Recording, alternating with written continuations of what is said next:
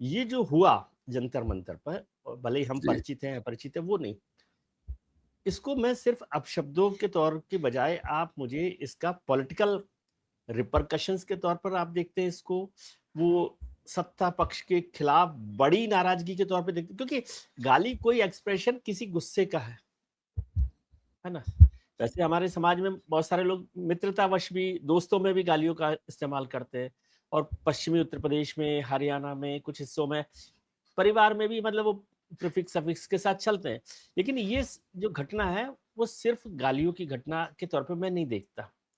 क्या इसे political analyse कैसे करता है इसको पॉलिटिक्स के देखिए, हिसाब से? गालियां हमेशा जब आंदोलन हुए हैं, हमेशा जो सत्ता रही है उसको गालियां दी गई। मुझे याद है तब मैं ग्रेजुएशन में था, बहुत और सारे नारे भी हमारे गालियों के साथ चलते रहे। 77 में, हाँ हाँ, छात्र संघों के चुनाव में, जन आंदोलनों में, चुनावों में, सब में गालियां इफरात प्रयोग में होती है। ये पहली बार नहीं हुआ है। ये पहली बार हुआ है कि प्रधानमंत्री इससे आहत हुए। होता ये रहा है, ये है, जैसा मंटो साहब ने कहा है कि ये है हमारे चारों तरफ, हम उसे नहीं बता रहे हैं, ये है, हम स्वीकार नहीं करते, बस ये है, हमारे चारों तरफ है। तो अगर हमें इससे हम इसको सही नहीं समझते, जो कि हम नहीं समझते, तो हमें इसे शामिल हाल ढंग से इसको ठीक करने के लिए सोचना होगा। इस मामले में जो हुआ वो गुस्सा क्यों है? ग्रेजुएट होने वाले, ये तो स्टडी है, सरकार भी इसको मानती है, ग्रेजुएट होने वाले 100 में से 91 लोग इस समय खाली हाथ है। 9 लोगों के पास ही किसी किस्म का टेढ़ा मेढ़ा आधा अधूरा रोजगार पहुंच रहा है।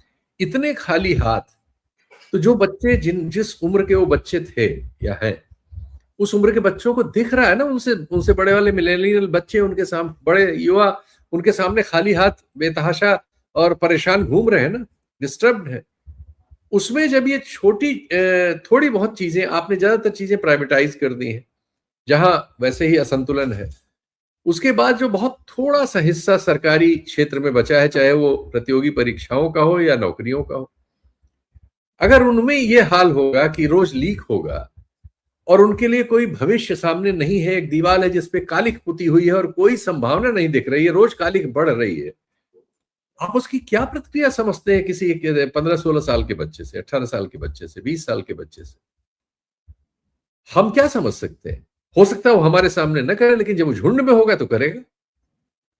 अकेले वो नहीं करेगा, अकेले में उसने माफी मांग ली है, लेकिन ये बिल्कुल नहीं समझा जा सकता कि फिर वो झुंड में होगा तो नहीं करेगा या नहीं करेगी। ये हमें समझना होगा। तो हमें उन विकारों से जिनकी वजह से ये प्रतिक्रिया उत्पन्न हुई है, उस पर गंभीर काम करने की जरूरत है।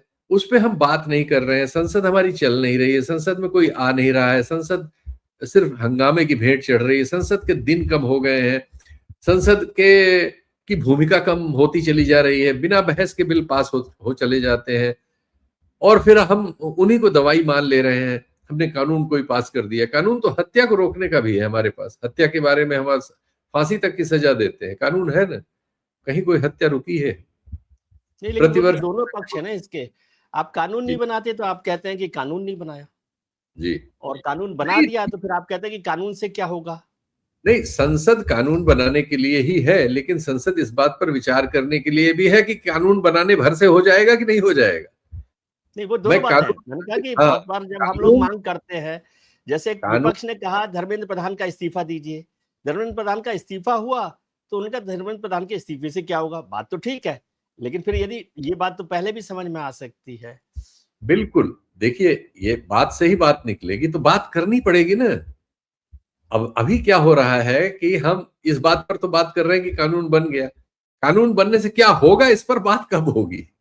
ये भी साथ ही साथ नहीं, जुड़ा हुआ है। ठीक है, हाँ। कानून बना, उसका आपने श्रेय लिया, आपको हक है, लीजिए। लेकिन इस कानून से क्या, उसके तुरंत बाद क्या हुआ? उड़ीसा में एमबीबीएस वाली परीक्षा में लीक हो गया, कल तो हुआ है। आपने कानून बना दिया, कानून 2 दिन पहले बन गया, कोई विरोध भी नहीं हुआ कानून का, पक्ष विपक्ष दोनों कानून के पक्ष में थे। लेकिन कानून का तुरंत इंप्लीमेंटेशन ये नजर आया कि एमबीबीएस का पर्चा लीक हो गया, उसमें किसी श्रेणी का है वो। उड़ीसा में आपकी सरकार है, डबल इंजन भी है, किसी दूसरे पर भी नहीं थोप सकते। तो ये जो जिस बच्चे के सामने ये रिजल्ट है, आप कहेंगे मैंने कानून बना दिया, वो कहेगा एमबीबीएस का पर्चा फिर कैसे लीक हो गया? इसीलिए मैंने आपसे ये सवाल पूछा कि असल गुस्सा कुछ और है, गालियों पर जाकर कहीं हम सुपरफिशियल तरीके से तो इस बहस को नहीं कर रहे। करेक्ट। हमें उन समस्याओं के मूल में जाना होगा जिनके कारण इस प्रतिक्रिया को हमें झेलना पड़ रहा है, जिसके कारण हमें ये बात करनी पड़ रही है। वो है हमारी शिक्षा व्यवस्था, बेरोजगारी की समस्या और जनरल एडमिनिस्ट्रेशन। प्रशासन पूरी तरह से देश में कोलैप्स कर गया है, करप्ट है। अभी मध्य प्रदेश से कल एक खबर आई है कि एक एम्बुलेंस में एक बच्चा लाया जा रहा था, उसमें ऑक्सीजन लगा हुआ था, अस्पताल लाने से पहले ऑक्सीजन खत्म हो गई, रास्ते में उसकी मृत्यु हो गई। हमारे पास दूसरे दिन तीसरे दिन एक इस तरह की खबर आती है कि अस्पताल के बाहर भर्ती नहीं लिया, बाहर सड़क पे प्रसव हुआ। प्रसव हो ऐसी गया, प्रेगनेंसी हो गई। दिखाती अभी एक वीडियो मैं में देख रहा था जिसमें लाश बताऊं, को वो आदमी जो है अपनी माँ की लाश को साइकिल पर ले जा रहा था। सरकारी अस्पतालों में भर्ती कराना इतना कठिन काम है। अभी मैं 3 दिन से जूझ रहा हूँ। एक मेरे जानकार हैं, एसजीपीजीआई में गए हुए हैं, उनकी माँ बहुत सख्त बीमार है, मैं आखिरी क्यों कहूँ उनको, लेकिन कठिनाई में है। वो ऐसी बात कर रहे थे, दुखी थे। सिफारिश उन्होंने मुझसे चाही, मैं जो कर सकता था मैंने की। पता नहीं उससे उनको, मुझे तो नहीं पता अभी, क्योंकि उन्होंने बताया नहीं, तो मुझे नहीं लगता कि कोई लाभ हुआ।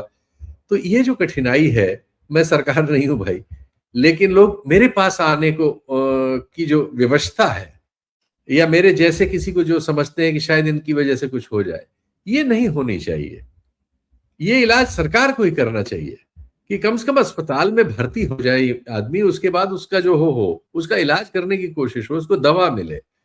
तो हमारे अस्पतालों में ये हो, स्कूल है तो वो शिक्षा दे रहे हो। अब स्कूलों में जगह जगह बच्चे इस आंदोलन से प्रभावित होकर डिमांड्स लेके आ रहे हैं। हम जानते हैं कि एक बहुत बड़े हिस्से में ग्रामीण स्कूलों वगैरह में बाथरूम्स नहीं है। बच्चियों के लिए तो बहुत कष्ट है, बच्चियों के, स्त्रियों के लिए। आप और हम, अब ये बात अब हो ही रही तो हो ही जाए। आप हमारे देश में दिल्ली तक में ऐसा नहीं है कि स्त्रियां जो है जब सड़क पे या बाजार वगैरह आती हैं पानी पी के नहीं आती, कि वॉशरूम जाने के क्योंकि लिए। स्त्रियों के लिए वॉशरूम्स नहीं है भाई। पुरुषों के लिए तो ठीक है, खड़े होकर दीवार पे अपना शुरू है, लेकिन ये दिल्ली में आप व्यवस्था नहीं कर सके। देश की राजधानी में पानी निकासी की व्यवस्था नहीं है। हर साल पानी बरसता है, हर साल उसमें कहीं बस डूबती है, कहीं कार डूबती है, कहीं कुछ डूबती है। ये बेसिक चीजें हम नहीं कर पा रहे हैं। तो हम भाई, हमें भी कुछ अपने ऊपर लेना होगा, या हम। इसीलिए मैं उस बात पर जा रहा था। एक शब्द का 2 दिन कन्फ्रंटेशन मेरे साथ लगातार हुआ। प्रधानमंत्री जी ने जो आज कहा, मतलब ये गंभीर बात है।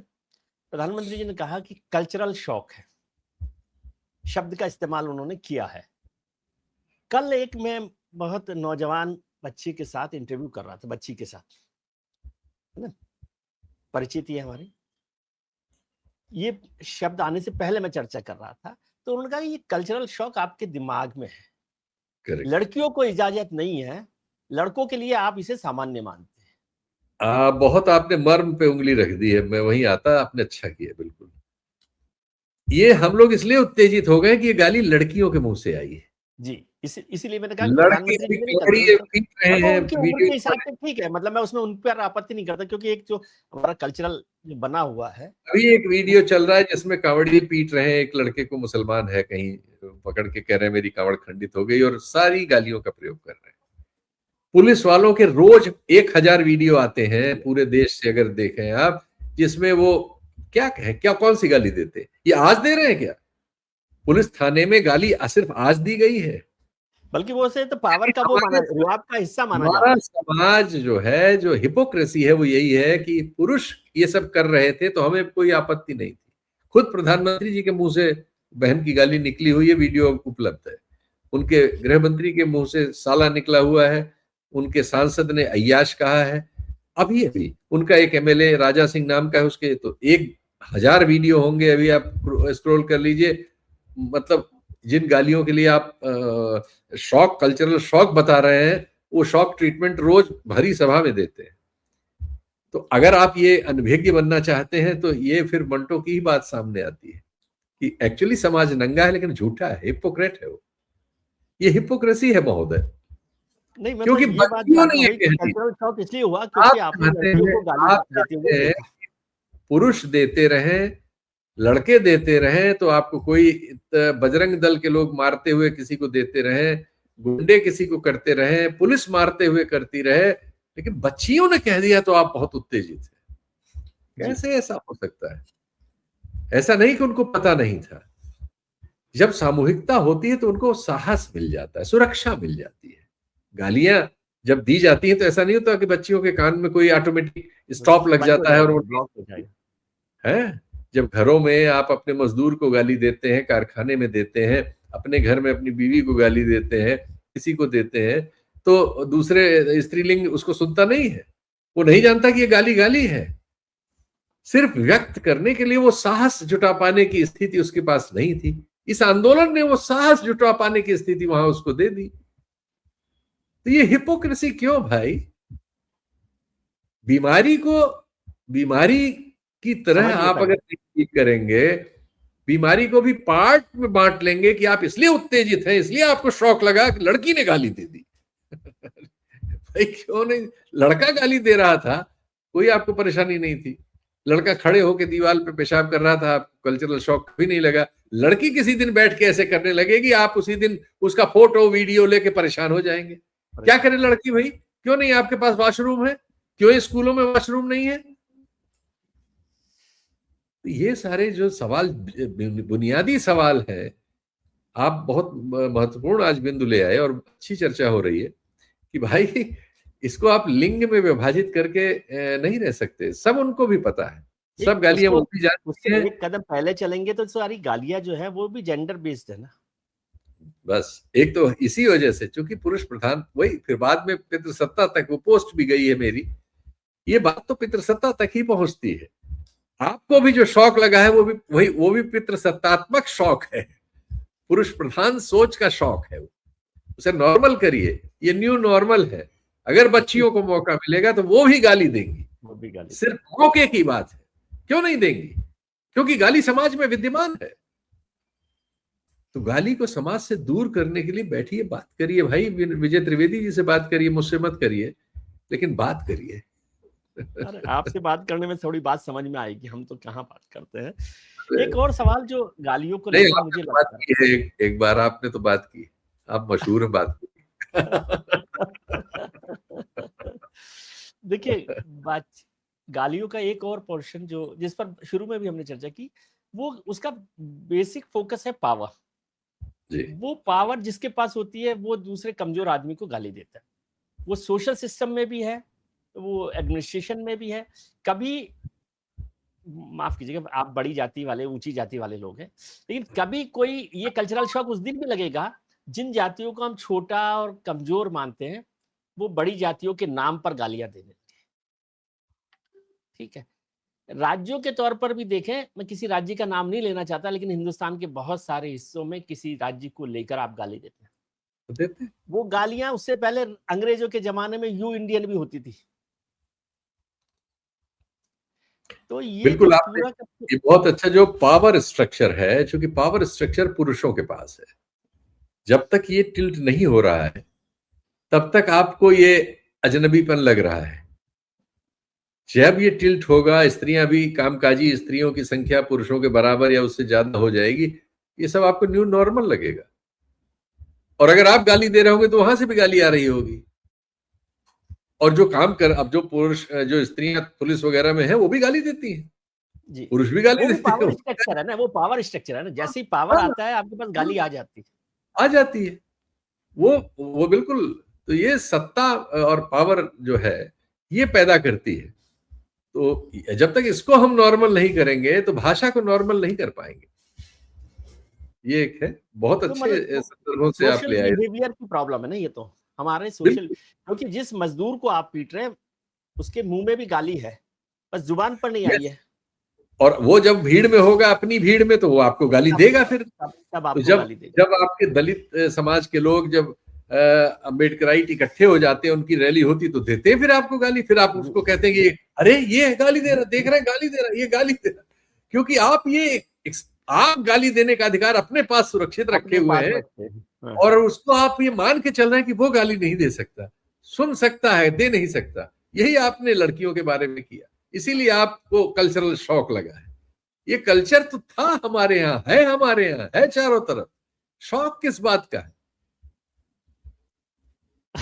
अब बस ये है, इसको ये तो बहुत ही अच्छी चर्चा आपने की है, इसीलिए आपसे नहीं ज्ञान नहीं, लेने के लिए कहता हूँ। अरे तो आपने आपने अब बहुत जो वो गालियां बिल्कुल आएंगी जी उसके हम साझीदार रहेंगे। जो इस जी प्रोग्राम को देखकर भी बहुत सारे लोग गाली दे सकते हैं, तो जी उनका भी स्वागत है। जी चलिए सर, बहुत बहुत शुक्रिया, बहुत अच्छा जय लगा। हो, और आपको जय इसीलिए हम हो। परेशान करते हैं, कहीं रहे अरे आप, वाह, हमसे स्वागत बच के है रह नहीं आपका, सकते आप। आपके स्नेह का धन्यवाद। फिर मिलेंगे प्रणाम। आपके मित्रों से आपसे। जी, नमस्कार। Thank you sir, take care.